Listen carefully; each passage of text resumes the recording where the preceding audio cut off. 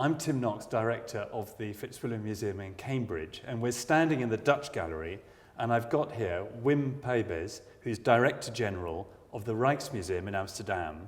We're standing in front of one of our more controversial masterpieces, the now demoted Rembrandt portrait of a man.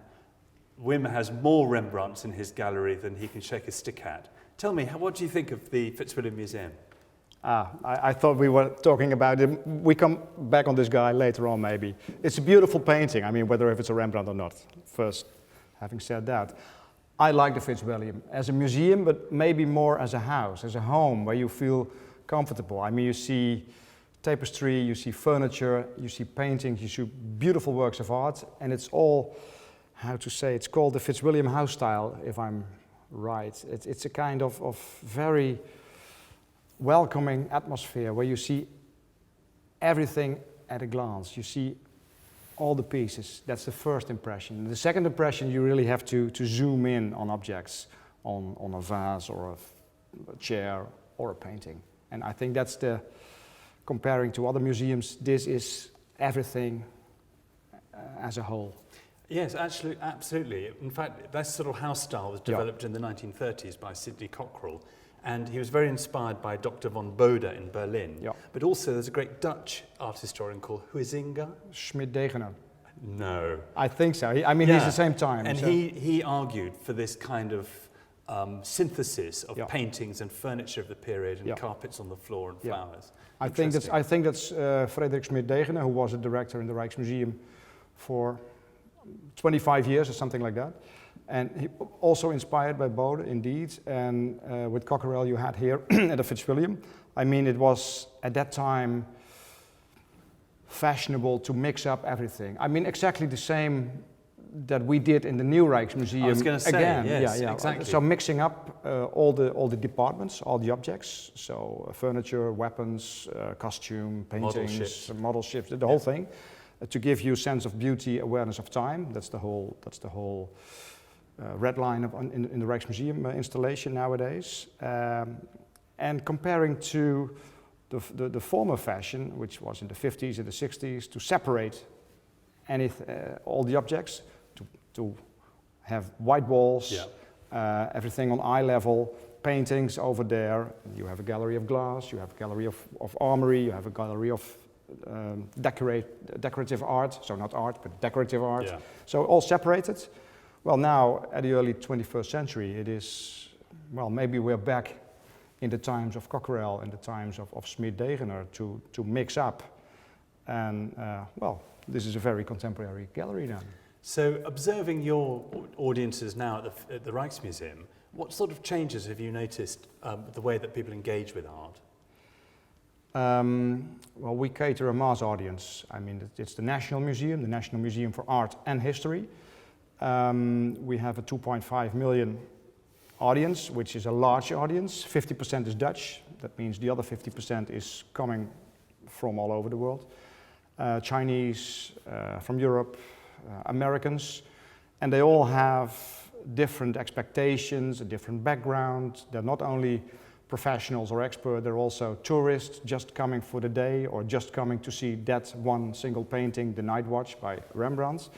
I mean, for several reasons, we have an enormous variety of people, and yeah, I think that's completely new comparing to, let's say, 50 or 60 years ago, where most museums, including the Rijksmuseum, was very much more focused on one kind of visitors. Yes. The well-educated, middle or higher class people who were specially coming to a museum to enjoy the arts. And now everybody's coming, not only to enjoy the arts, but also to just go to the Rijksmuseum as a tourist destination.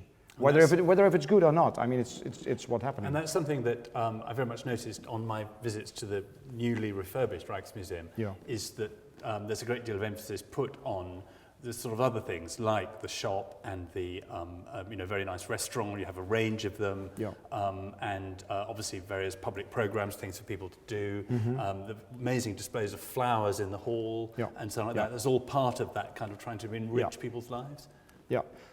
That's correct. I mean, what we did, the complete refurbishment in 2013, the grand reopening, after 10 years of renovation and making plans. What happened in that time is that we were looking around, and I was looking to other public buildings, not only museums, but also to other public buildings, and looking what was going around. And I thought, okay, what are best examples, and what can a museum learn from other practices? And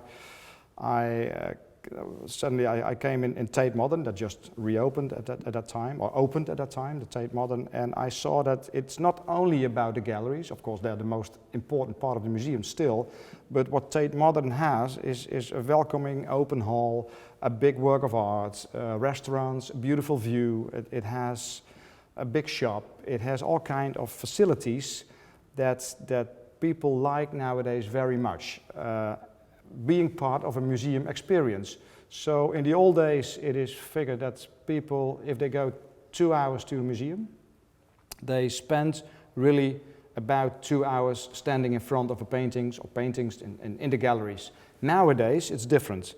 They still have an average of about 2 hours in the museum, though the galleries is more or less 1 hour, and the other 60 minutes is in the shop, having coffee, or just have a talk, or walk around, or whatever it is. So the whole museum experience is completely different than in the past. And again, whether you like it or not, it's common practice in the museum world. So I think this was, in a way, some of Cockerell's ideas behind his rearrangement of the museum here, and certainly his successor, Carl Winter, much later on, said that what he hoped, he would create a kind of civilizing environment so that the brutish student who just rode all the time, or did his maths all the time, would occasionally come in here and find here, with its carpets and flowers and masterpieces and something like that, something of a window into a different world and so on. And I suppose you might also argue the same, today in a very contemporary Rijksmuseum. Yeah. Well, I read about your book about the Jubilee of the Fitzwilliam, and Cockerell, of course, is one of the main characters in the whole history of this institution. And indeed, what he did in his time is still very much what we do or like to do in our times, making a welcoming place, and indeed giving a window in a different world. I mean, that's well said. He's talking about making this place a palace. Well, a palace is nice, although to me a palace is more elite. I would rather say you might regard it as a palace, but everybody's palace. Like Neil McGregor said, it's everybody's private collection in a way. Yes, so that's in that sense. Now, Cockerell's great distinguishing feature was his love of acquisitions, and he even had special labels printed for the Fitzwilliam, which he used to put on things when he visited people's houses, usually when they were dying. What about your own track record with acquisitions for the Rijksmuseum? I mean, we have many departments, like the Fitzwilliam, but even more. So we have specialists in every field: decorative art, 20th century Dutch art, old masters, Chinese, Indian, all kind of fields where we collect and we're active. So, and we have a collection of about 1 million objects, which is a lot. After having been director now for 8 years, I don't even know how many acquisitions we did. I mean, gifts, donations, but also acquisitions that we bought on the market, on auction, or at fairs or whatever.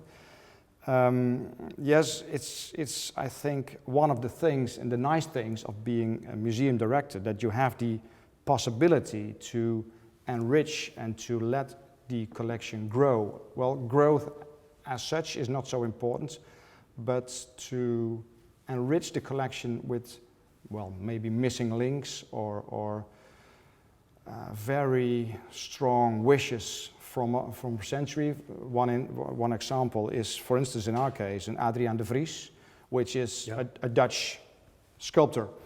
Well, he was born in Holland, though most of his career was all over Europe. And strange enough, no single museum in Holland had an Adriaan de Vries. We had a very small silver plaquette. Beautiful, but not a freestanding, big, large sculpture. I mean, to see that, you have to go to Prague or to Sweden or to Italy or to the Getty or whatever. So Adriaan de Vries was really, I think, number one on our wish list. And I was very happy to have the opportunity to buy one. I mean, not because they're on the market every year. No, they're not. Yeah. But in my tenure, in my time being a director, well, in this period of where we live in, yes, there was an Adriaan de Vries, and yes, we were happy and had the funds, 28 million euros, to buy it. I mean, yes, it should come on the market. Yeah. It should be on your wish list, and then it's the hard part. Dreams come true, but you need to get the money, and all these three were yes at a certain moment. So I'm looking back on a very fruitful period of having done some great acquisitions, including 2 Rembrandts together with the Louvre. And that was a sort of new departure, really, buying in concert, in partnership with a major museum in another country. And you're known for doing things out of the box. Do you wake up every morning and think of I'm going to do something different this time, or what, how do these sort of bright ideas what I try to do is to make it happen, and the 2 Rembrandts that we bought from the Rothschild is 160 million euros. I mean, it's the highest price ever paid by a museum. In this case, for 2 paintings, 2 Rembrandt paintings by Rembrandt. Full length, so special. they're pretty smart. It's art and history, and they are, I think, the last 5 Rembrandts that are really, really very, very special to be on the market at all. And these 2 came on the market, and I always said that if Rembrandts in this category come on the market, you are obliged as the museum director of the Rijksmuseum to move. And of course, I do not have 160 million, so I went to Paris, spoke to Jean-Luc Martinez the other day, and I said, okay, what are the possibilities? You buy them? No, he said, no, I don't have the money. I can't buy them, we don't have the money, so let's give it a try. And one of the alternative models was that we share the acquisition. France would do 80 million and we did 80 million, and we is the Dutch state as the French state at the end did. So what's the deal? Do you get the man, they get the girl? Yeah, officially we have the man and they have the lady. Oh really? So that's how it works? Yeah, exactly, that's how it happened. But what is more important is that we were both convinced that it's a married couple, so they should stay together forever. I mean, unless there will be a war between France and Holland, which nobody knows, but I'm not counting on that. But anyway, these 2 belong together, and so we had to make some legal contracts, etc., where it said, okay, you have the lady, we have the man, but they should always be exhibited together. So they are now in the Louvre, and this summer they will come to Amsterdam. And how often will the visiting rights change over? Yeah, first we do it's like the National Gallery. Yeah, and Dublin. Dublin they also have a share, but in England there was a model, and we also looked at that contract. We used even that contract as a blueprint. The London National Gallery and Edinburgh. Oh right, now yes, of course. Yeah, the Titians. So it's a kind of shared ownership, and Scotland is still part of the UK, so it's one country. Yeah. In our case, it's France and the Netherlands, 2 different countries. Anyway, it's a shared ownership.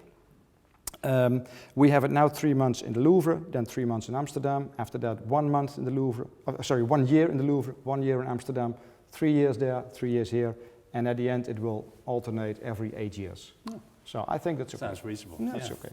Yeah. Now, finally, just to sort of wrap up, what sort of advice would you have for a museum like the Fitzwilliam Museum, which is 200 years old this year? Yeah. We haven't had a major kind of refurbishment for a decade or so. But obviously we've got lots of plans in the pipeline. Any particular advice for a medium-sized museum with half the number of objects you have, not quite the same responsibilities, certainly not the same number of Rembrandts? Yeah, but it's not the number of objects you have. I think the strength of the Fitzwilliam is that it's a house. It has a kind of coziness. So I would embrace that. That's one thing.